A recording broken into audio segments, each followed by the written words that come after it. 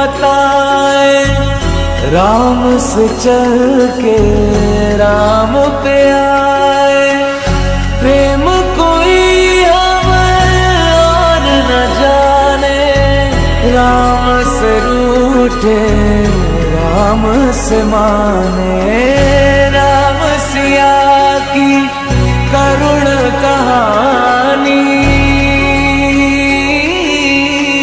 एक है चंदन एक है पानी। राम सिया राम जय जय राम।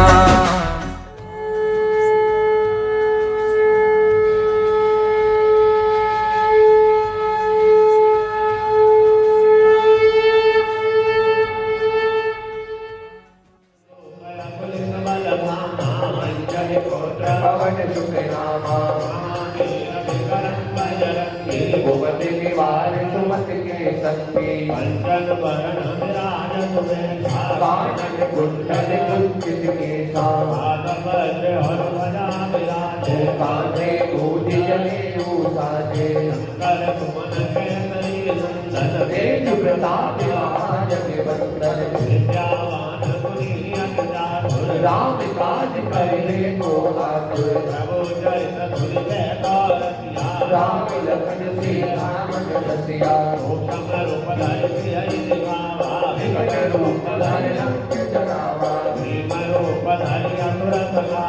राम जन्म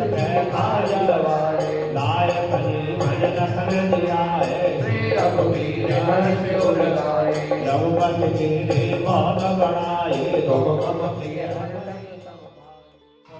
हनुमान की। आप में से कौन कौन से बच्चे ने कल घर पर दिया नहीं जलाया था? जिसने दिया नहीं जलाया था, आप सारे राम का रूप हो। आप सारे राम का रूप हो। बीच में बहुत सारी हमारी बिटिया बैठी हैं, वो माँ सीता का रूप हो। कल का दिन इतिहास के पन्नों में बच्चों स्वर्णिम अक्षरों से लिखा जाएगा। मेरे हिसाब से वो 509 वर्षों के लिए वनवास में रहे। क्यों? 14 वर्ष के वनवास में तो बच्चों उन्होंने आकाश और पृथ्वी का आनंद लिया, क्योंकि आकाश उनकी छत थी और पृथ्वी उनकी शैया, उनका बेड था। लेकिन ये जो 495 वर्ष, बेटे आपकी सूचना के लिए 12वीं शताब्दी में ये मंदिर बना था और 1528-29 में किसी विध्वंसकारी ने आकर के हमारे मंदिर को तोड़ा और वहाँ मस्जिद बनाई। हम किसी भी मजहब, किसी भी धर्म के विरोध में नहीं हैं, लेकिन किसी और के मजहब या धर्म की आस्था को ठोस पहुँचाना ये गलत है। तो 500 वर्ष लगातार निरंतर लड़ाई लड़ी और आखिरकार सर्वोच्च न्यायालय ने बोला कि यहाँ राम मंदिर बनेगा। और निरंतर लोगों की सेवा, लोगों के सहयोग से कल वो शुभ दिन आ गया। आप लोगों की सूचना के लिए बच्चों 205 देश हैं विश्व के अंदर और कल 100 देशों के अंदर दीप जलाए गए। यानी कि पूरा का पूरा आधा ब्रह्मांड, आधा हमारे विश्व की जितनी भी पॉपुलेशन है, लगभग आधे लोगों ने दीप उत्सव मनाया। अब आप 2 बारी दिवाली मनाते थे, पहले एक छोटी दिवाली और एक बड़ी दिवाली। अब अगले साल से आप 3 दिवाली मनाओगे। कैसा लगेगा? बहुत सुंदर, बहुत सुंदर। बेटे पहले तो आपको ये जानना चाहिए कि राम का अर्थ क्या है। एक राम दशरथ के हैं, एक राम सिया के हैं, एक लक्ष्मण के हैं, एक कौशल्या के हैं, एक तेरे हैं और एक मेरे हैं। लेकिन राम का अभिप्राय क्या है? रा और माँ, ये 2 शब्दों का मिश्रण। संस्कृत की एक धातु है जिसको बोलते हैं रम, रा और माँ, रम और घम। राम का अभिप्राय है सर्वव्यापक और धम का है जो हर जगह है, यानी कि जो व्यक्तित्व रोम रोम में है, हर प्राण में है, हमारी सांस में है, हमारे पूरे विश्व के पूरे ब्रह्मांड के हर कोने में है। राम की विशेषता क्या थी? राम जब वनवास में गए बच्चों, वो मात्र राम गए थे, लेकिन जब वापस आए तो उन्हें लोग कहने लगे मर्यादा पुरुषोत्तम राम। ये मर्यादा पुरुषोत्तम का क्या मीनिंग है? पुरुषोत्तम मीन्स जो पुरुष सब पुरुषों में उत्तम है, और मर्यादा का मतलब जो अपनी सीमा में रहता है। वो ऐसा क्यों हुआ? जब वो वनवास गए, जब रावण के साथ युद्ध हुआ, तो बच्चों युद्ध में मारा गया रावण, तो उसकी श्रीमती मंदोदरी ने बोला विभीषण को, अपने देवर को, कि मैं उस व्यक्तित्व के दर्शन करना चाहती हूँ जिसने विश्व के सबसे बड़े योद्धा को मार दिया, विश्व के सबसे बड़े धनाढ्य को, ए मैन रिचेस्ट मैन, क्योंकि पूरी की पूरी लंका ही उसकी सोने की बनी हुई थी। बहुत बलवान था, योद्धा था, वेदों का ज्ञाता था, भगवान शिव का भक्त था, और इतना ज्ञान, लेकिन उसको उसके अहंकार ने और उसको उसके चरित्र ने मारा। मंदोदरी ने बोला कि मुझे उस व्यक्तित्व के दर्शन करने, वो राम है कौन? ऐसा कौन सा व्यक्ति है?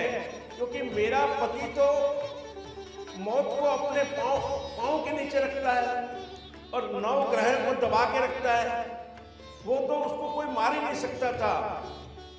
विभीषण ने बोला कि हे भाभी, आप जाओ, आपको कोई नहीं रोकेगा।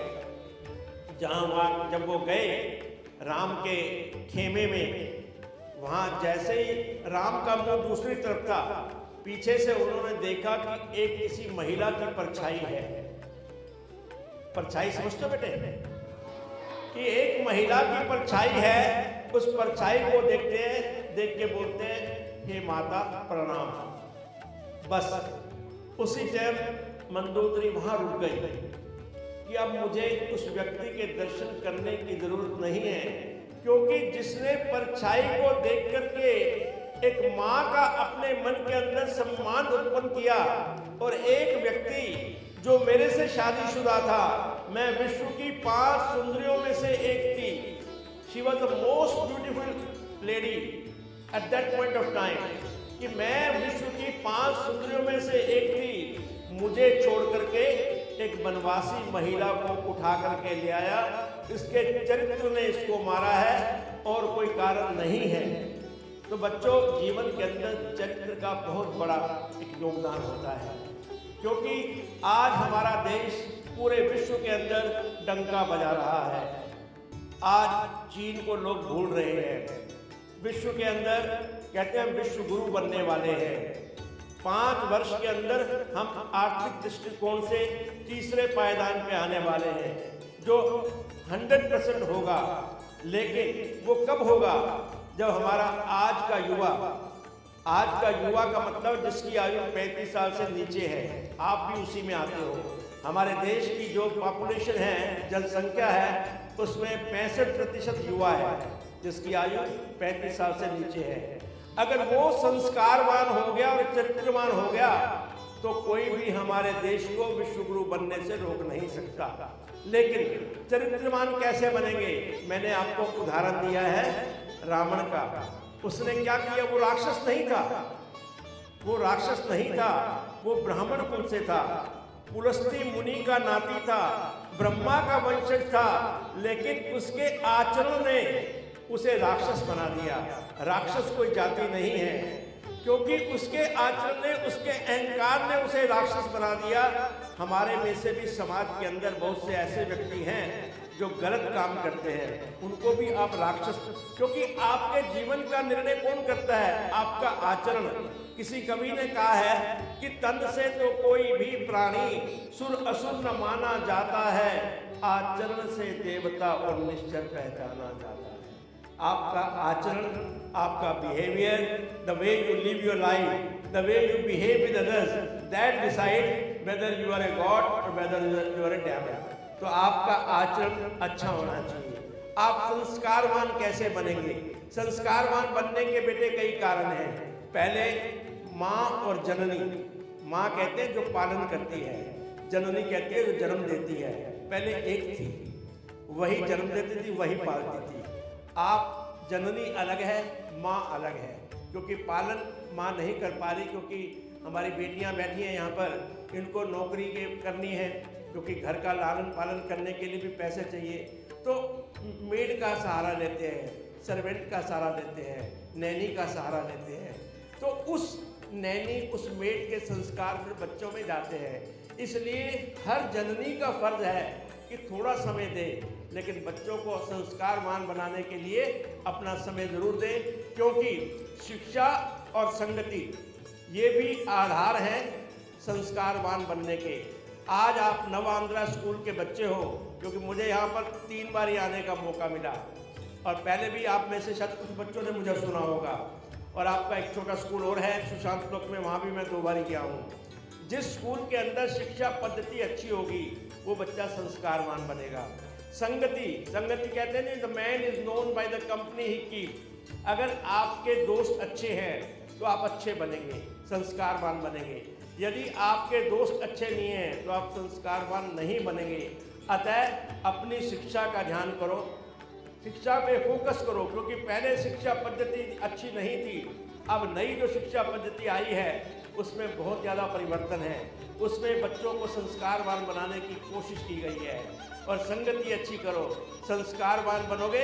एक तीसरा कारण है संस्कारवान ना बनने का, हम लोग अपने ग्रंथों से, अपने रिलीजियस स्क्रिप्चर्स से दूर जा रहे हैं। हमारे वेदों के अंदर, हमारे शास्त्रों के अंदर, हमारे ग्रंथों के अंदर बहुत ज्ञान है, लेकिन आज के युवा बच्चे के पास समय नहीं है। आपको यदि संस्कारवान बनना है तो आपको थोड़ा सा ग्रंथों की तरफ ध्यान होगा, क्योंकि ये जो हनुमान चालीसा पाठ है ये मात्र कोई पुस्तक नहीं है, कोई ग्रंथ नहीं है। It is a compilation of knowledge. कहते हैं ज्ञान का भंडार है। इसमें कैसा विद्यार्थी बनना चाहिए उसके भी राज छुपे हुए हैं, रहस्य छुपे हुए हैं। सबसे पहला शब्द क्या है? श्री गुरु। हनुमान चालीसा पाठ के बहुत से बच्चों को मुंह जुबानी याद था। मैं देख रहा था, श्री गुरु पहला शब्द था बेटे। तो गुरु का मतलब क्या है? गुरु का मतलब ये है कि जो आपको अंधकार से प्रकाश की ओर ले आए, जो आपको अंधकार से, जो आपको भौतिकवाद से प्रकृतिवाद की ओर ले आए, जो आपको अज्ञान से ज्ञान की ओर ले आए, और जो आपको बाहरी जगत से आंतरिक जगत की ओर ले आए, जो आपकी संशय का निवारण करे, जो आपके मन के अंदर आध्यात्मिक जिज्ञासा है उसका निवारण करे, वो है गुरु। और अंतिम शब्द क्या है हनुमान चालीसा का? कौन बच्चा बताएगा? अंतिम शब्द क्या है? अंतिम शब्द है भूप, सुरभूप, है ना? भूप किसे कहते हैं? भूप कहते हैं राजा को, सुर कहते हैं देवताओं। देवताओं के भी राजा बन सकते हो आप यदि आपने गुरु तत्व को जान लिया। If you are able to know the meaning of Guru, if you are able to understand his language, if you are able to really honor your teacher, then you will become a king. क्योंकि आता है विद्यामान गुणी अति चातुर। यदि आपने विद्यावान बनना है, विद्यामान means qualified, highly qualified, आपको कैसे बोलना है, कैसे खाना है, कैसे बिहेव करना है, वो आपको माँ ने सिखाया है। उसके बाद आपकी आपके मित्र भी आपके गुरु बन सकते हैं। मान लो आपको कोई मेरी बात बहुत अच्छी लगी, आप कह सकते हो सीकरी अंकल भी मेरे गुरु हैं। जिससे कुछ भी आप अच्छा सीखो, तो जीवन के अंदर संस्कारवान बनने के लिए, क्योंकि बेटे आज आपकी क्लासेस भी हैं। हमने 10 बजे का सोचा था, लेकिन ईश्वर को मंजूर था, थोड़ा 45 मिनट लेट शुरू हुआ, तो मैं तो सोच के आया था कि आधा पौना घंटा बोलूँगा, लेकिन मैं पहले भी यहाँ आ चुका हूँ, फिर कभी आऊँगा। यदि किसी बच्चे के मन में कोई जिज्ञासा है रामायण के प्रति, धार्मिक जिज्ञासा, कोई हनुमान चालीसा के प्रति, तो आप मेरे से 5-7 मिनट अलग से प्रिंसिपल रूम में मिल सकते हो। और आज इतना ही। अगर आपने कल वास्तव में रामलला का जो प्राण प्रतिष्ठा का समारोह है मनाया तो बहुत है, अगर नहीं मनाया तो आज अपने घर के अंदर दिए जला लेना। जरूरी नहीं कि कल जलाने, डेली दिवाली है। दिवाली कि Diwali means darkness to light, we are going towards light. तो इसलिए आप सेलिब्रेट करो, खूब एंजॉय करो, अपने आप को चरित्रवान बनाओ, अपने आप को संस्कारवान बनाओ। कुछ ग्रंथों को नहीं पढ़ सकते, मात्र हनुमान चालीसा ही पढ़ लो, बहुत आसान है। 40 चौपाई का 3 मिनट के अंदर आप इसको पढ़ सकते हो। और आपको यदि उसके बारे में कुछ शंका है, आप मुझे फ़ोन पर भी आप डायरेक्ट बात कर सकते हो कि अंकल मुझे इसका मीनिंग बताओ, हनुमान चालीसा पाठ क्यों पढ़ना चाहिए। तो आज इतना ही। आप सबको साधुवाद, आप सबको आशीर्वाद, आपकी शिक्षा अच्छी हो, आपका स्वास्थ्य अच्छा हो, लेकिन राष्ट्र के प्रति, देश के प्रति सदा जागरूक रहना है, ठीक है। क्योंकि देश के प्रति मैं कुछ लेक्चर दूंगा तो 15 मिनट लग जाएंगे। आज इतना ही। सबको मेरा आशीर्वाद। बोलो राजा रामचंद्र की जय।